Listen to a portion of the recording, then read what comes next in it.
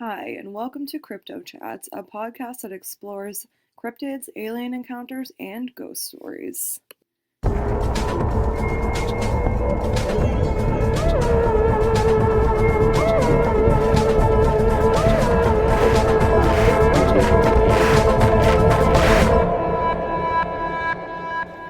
Hey everyone, welcome to another episode of Crypto Chats.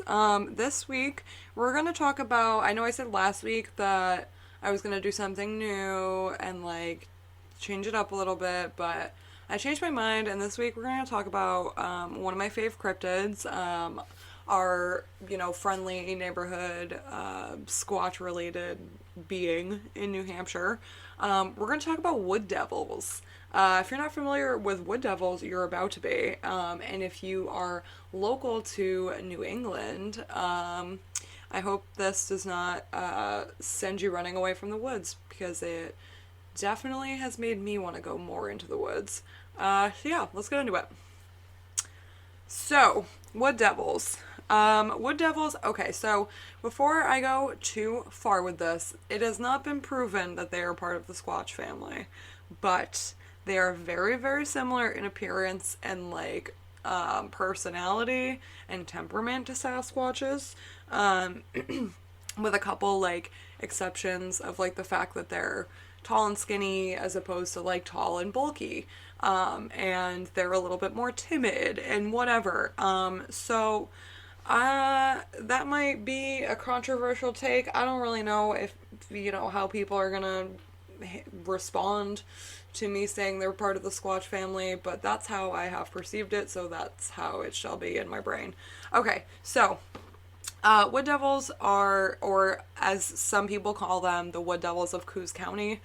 Coos County, New Hampshire is way, way, way up at the top, and where wood devils made their kind of home base is actually in Pittsburgh, New Hampshire, which is literally it almost kisses the Canadian border.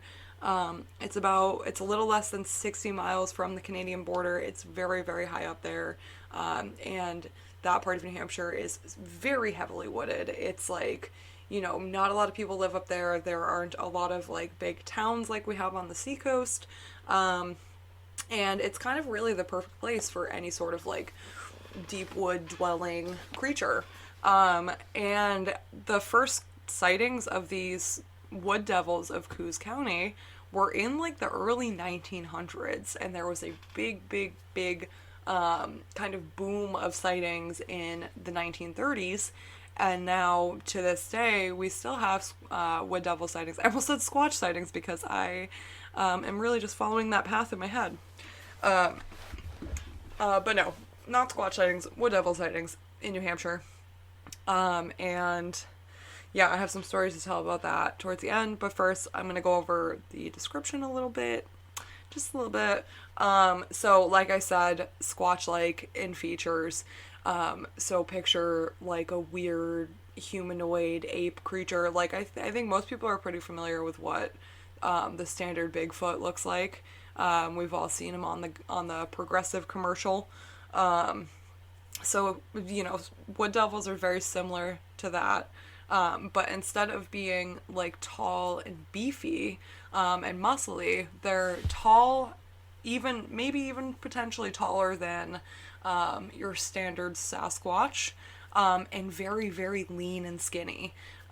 They're super, super timid, very non-confrontational, and they generally want pretty much nothing to do with humans, which is something I've noticed about Squatch sightings in other places, is that they're usually generally pretty curious, at least a little bit, about humans, and relatively territorial about their space. That is not the case with wood devils at all, and they would much sooner hide behind a tree than try to chase you off. Though one thing I will say is that they have been known to scream in your face if you get too close, which is funny because their whole gig and the way that they've been known to protect themselves is to literally stand there and pretend to be a tree. Because of their fur color, which is brownish grayish, which if you have ever looked at a tree in New Hampshire, it's the same fucking color as a tree. So their defense mechanism, as so to speak, is to stand there like a fucking tree, and then when you get too close, they scream. In the 30s, there were a lot of sayings of like people, not necessarily sayings, but you know, something that people passed around a lot in relation to these creatures was that you were more likely to walk past one thinking it was a tree than you were to ever actually encounter one knowingly, which I think is interesting. One of the things that they reported a lot of in the 30s too was like seeing them while they were out hunting, like slinking around tree trunks, trying to like stay on the opposite side. As you know how you see in cartoons, you've got like someone on one side of a pole and they're like slinking around trying to like stay perfectly straight across from the other person as they look around the other side of the pole. Is very much that kind of a thing. And I kind of love that, and I like that their whole gig is like you get too close to them and they just scream, because especially in COVID world, I do the same thing. If you get too close to me, I scream. Except their scream is probably scarier because it's definitely more high pitched and definitely more shrill. So anyway, the reported sightings started around the early 1900s, as I said, in Pittsburgh, New Hampshire, which again is pretty damn close to the Canadian border. That region of New Hampshire is all very deeply wooded, and it's the perfect habitat for a creature that wants no human interaction. Especially back in the day, in the time period of the 30s, that area would have been way less populated by humans, and would have probably more likely have been like maybe just like a logging town, which New Hampshire has a lot of those. Most of them are abandoned at this point, but some of them do still exist, but realistically in the 30s, that's kind of more what it would have been. Eyewitnesses describe them as being over like 7 feet tall, super lean, very skinny, with very long arms, which is kind of scary. They're also bipedal, which I didn't mention that before, but I think it kind of could have been assumed. They are bipedal, so they're just like super tall human ape things, and they're scary, but not in like an aggressive way. But they're also known to move faster than a human can, which honestly I think kind of makes them scarier. It's like you can't outrun it. If you get one that's like a little bit less timid than the rest, like you might be fucked. It might get you. So like I said, they've been known to slink around tree trunks and hide to avoid human interaction completely, but a lot of eyewitnesses have reported mistaking them for trees completely because of how still they stand, which I think is interesting. I think it's cool that they can stand still enough that people can't see them. Like, that's nuts. I wish I could do that. And in my customer service jobs, I would just stand there. No one would know it was me, and then I wouldn't have to work. If only. But they're known to emit a very, very, very high-pitched squeal when threatened. And when I say when threatened, I mean either like directly or indirectly, because you always have those people who are like, you know, like we've all seen like Bigfoot hunters and shit, and like people who like go out of their way to like be an aggressive asshole at these creatures they don't understand. But in the case of the wood devils, you're more likely, I feel, to threaten them by accidentally walking too close to them, which like I understand. So they emit this high-pitched kind of squeal noise to scare off any predator, whether it be human or another animal, another like, you know, wooden predator that we have around here in Hampshire, like a bear or a moose even. Their scream is similar to that of a fisher. If you are local to this area, you may know what I'm talking about, and you've probably heard a fisher or potentially a wood devil screaming out in the woods. They kind of sound like a woman screaming. They're fucking terrifying, and they're awful, and I don't like them. But anyway, who knows? Could have been a wood devil this whole time. This whole time I've been out being like, fuck fishers, I hate the way they sound. It could have been a wood devil. Which makes me Boo Boo the Fool. Anyway, Accounts of these creatures have been reported all along the Appalachian Trail, in parts of Vermont and up through Canada. But it seems that the woods that surround Pittsburgh, New Hampshire, are kind of like their home base. It's kind of where they've like really settled down and made their zone. And also, I feel like a lot of people don't know this, but the Appalachian Mountains run through New Hampshire and like through New England and up through where I live. Because I feel like I hear a lot of stuff about the Appalachian Mountains, like down in the south, in like North Carolina and Kentucky and those places, and their areas of high strangeness. But very seldom do I hear that related to the rest of the Appalachian Mountains, which, as somebody who lives around here, I can tell you there's plenty of high strangeness. It just doesn't get investigated as often. So just throwing that out there. So as far as sightings, like recently, not as many have been reported, but there are a couple things that are to blame for that, to me anyway. One of those things being that wood devils being so close in appearance to the standard Sasquatch. Like, I live in New Hampshire. I get a lot of like articles and like posts and stuff sent to me by friends and by family about various Bigfoot sightings in the area, and things like that, because people know that that's the kind of stuff I'm interested in. And I think a lot of times it's a case of misidentification. I don't know why that sounded weird the way it came out of my mouth, but yeah, I think a lot of the time it's a bit of mistaken identity, and obviously not everybody is a cryptid expert. I understand that, but I'm not a cryptid expert. I know a thing or two. I'm not an expert though, but as somebody who knows a thing or two and knows, like, has this expansive fucking useless cryptid knowledge in my brain, I know the difference between a wood devil and a Bigfoot or a Sasquatch.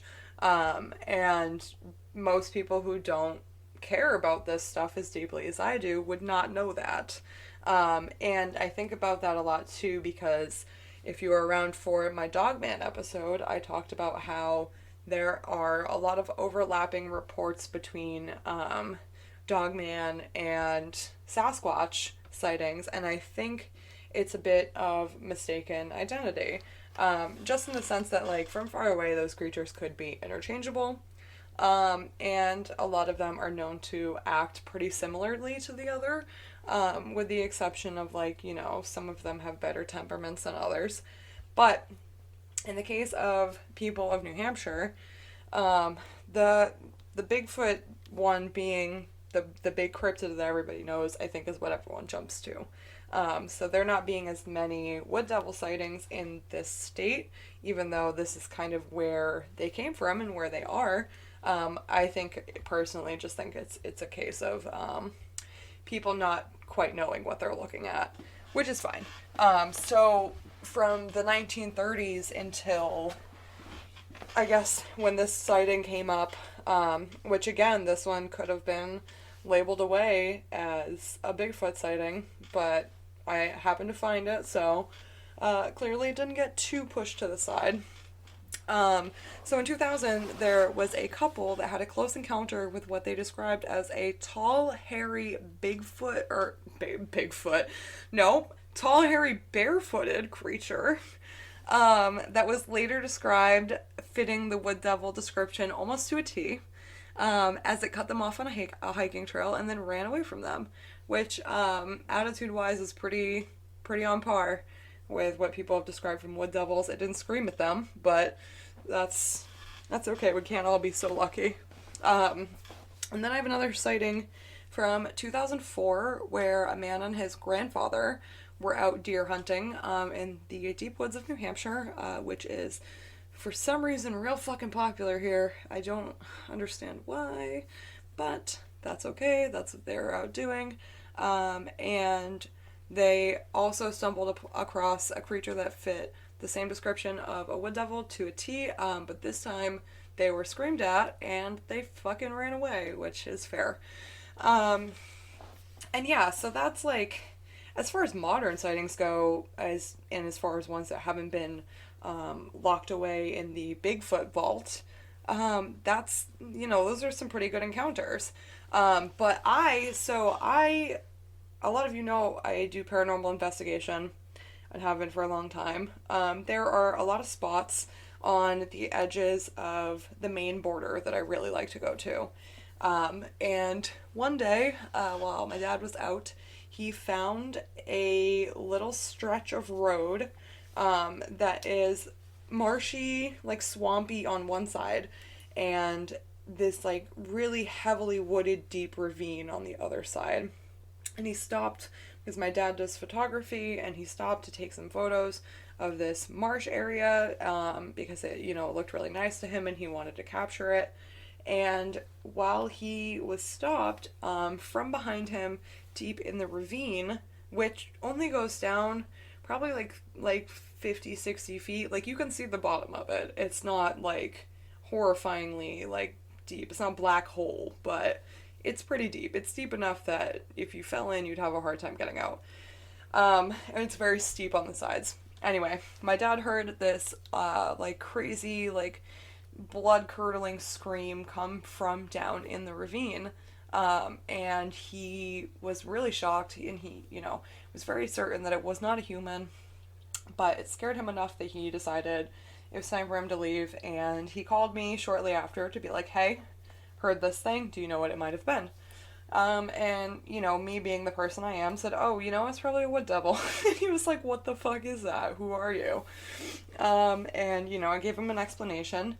And recently, well, I say recently, but I really mean like over the summer, because it's now almost January.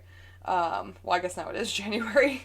So over the summer, my dad took me and two of the members from my ghost hunting team to the location on our way to investigate a haunted place. And we stopped to kind of like, scope out the area, see what was going on. And at that point, I had not brought my boots with me. It wasn't cold enough yet that I needed to wear them.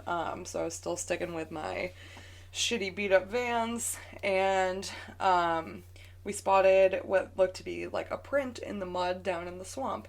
But unfortunately, because I was not wearing boots, I did not try to go down there.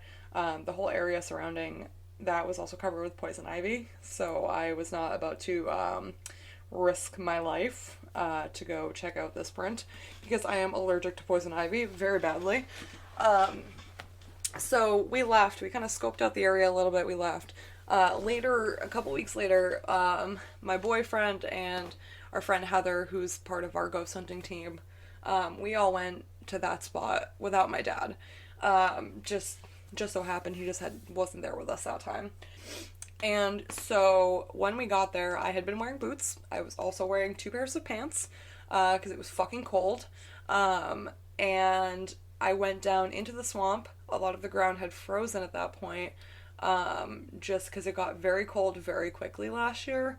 And we also had gone there the first time at the very end of summer, so in case you're wondering how weather changes in New England, it's a lot. Anyway, so I got down into the swamp and I caught some pictures of some other prints that were down in there. There was one that was frozen into the ground in the same spot where I had seen the first print. I believe it probably was the first print and it had just kind of frozen there. I can't be too sure though, because it was, weeks afterwards. But we had brought Heather's car, and Heather, being the wonderful person that they are, had a stick in the back so that we could knock on some trees and attempt to contact whatever was living in these woods. And Heather also does an incredible squatch call. It's honestly really good.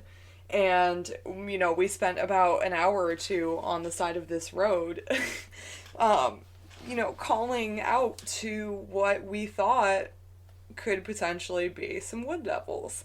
Unfortunately, we got a couple responses to, our yips and our whoops and stuff. And I found those cool prints in the ground. But other than that, we didn't get a lot of solid evidence. And truthfully, we probably would have stayed longer, but that ravine is really creepy. There's something about it that's just like very off-putting, and if you might already know this, but I'm wicked scared of the woods. I read a lot of things about scary stuff in the woods, and I'm very scared of the woods in general, and so I try to stay out of, especially as it starts to get dark, I try to stay as far away from heavily wooded areas as I possibly can, because at night it extra scares me, and I just don't fuck with it. So I think the ravine being so deeply wooded definitely set me on edge, but also it goes so far down.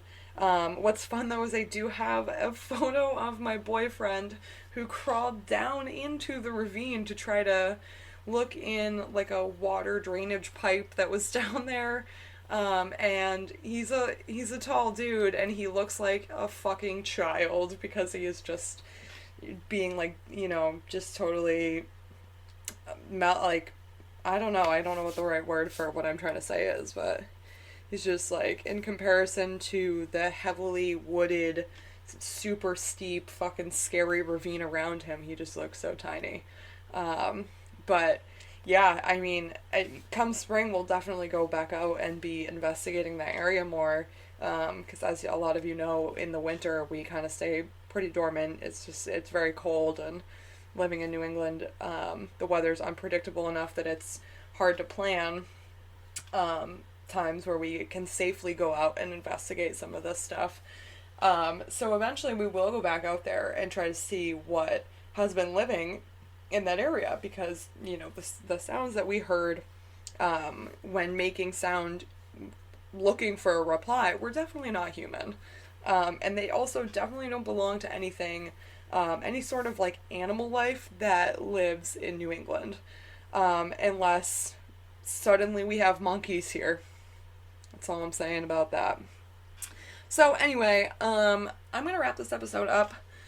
Wood devils are one of my favorite things to talk about, just because of the close proximity to me that they hold, like region-wise, because obviously, like, they are from New Hampshire, and that's where they reside still, and being someone who lives in New Hampshire and grew up here, I think that's awesome, and I'm very proud of our local cryptid, and their screaming and stuff. So, if, you know, anyone wants to talk about wood devils, just, you know, hit me up on Instagram. Let's chat about them. I love them. Also, if you have any stories, I would love to hear them. As with most things, if you have stories, I want to hear them. But yeah, so, yeah, that's it. That's all I have. Quick Patreon shout out to my sweet friend Akatuch. Patreon link is in the description of every episode, and also in my link tree. If you're enjoying the content that I'm putting out, like, definitely subscribe to my Patreon, because I've got a lot of cool stuff going on there. And yeah, so I will see you guys next week. Thank you so much for listening. Bye!